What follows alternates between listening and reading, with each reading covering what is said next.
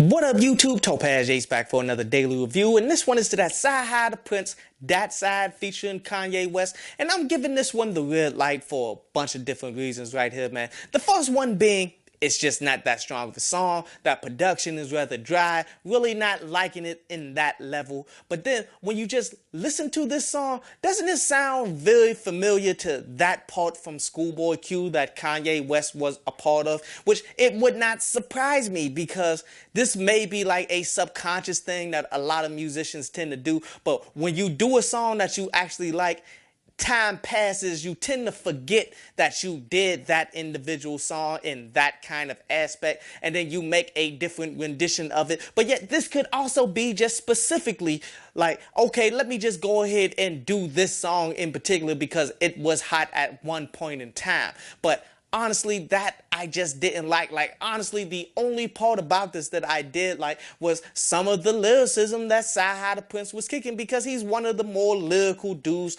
out there right now, man, with the punchlines. How he said that he asked the plug for a kilo and he hit him with a brick like he's Debo. That was a solid punchline right there for those of you who remember Friday the movie, like in the final fight scene against Debo.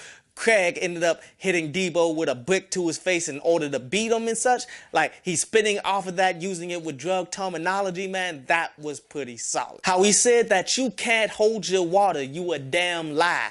That was pretty solid as well. He's blending a bunch of things with that one right there, dude. How, like, you can't hold your water, that's pretty much you can't hold your own against whatever's gonna come your way. You can't do a lot of things, man. And him saying, like, use a damn lie, like a dam is what holds water. Like, this was pretty solid, hands down. While Kanye was just utterly disappointing in everything that he said here, and I really just don't agree on the fundamental things that he's saying. With his lyrics, he's overtly focusing on his flow in order to get it to sound very catchy. I understand that, to the point that he's just saying certain things that I just can't rock with, though. Or how he's saying that he just moved to the neighborhood where he's the only black person right there, and it's overtly him saying it like it's a catchy thing to do. And this is something that most black people need to get their mind up out of, because what you're doing is you're segregating yourself from any kind of protection.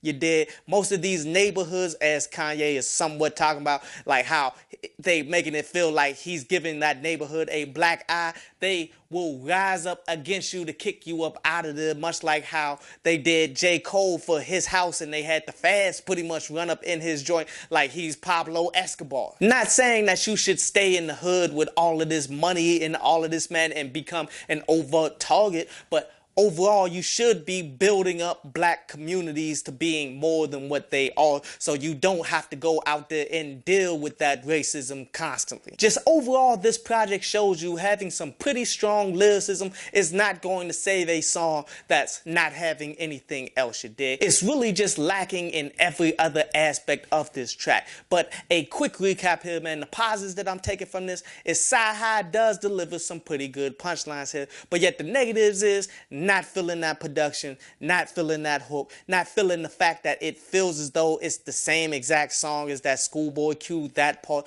It's just overall not very good. I hope you enjoyed the show. You can follow me at Twitter up there, and you can go to downloadpaz.com, that's down there, to read today's article.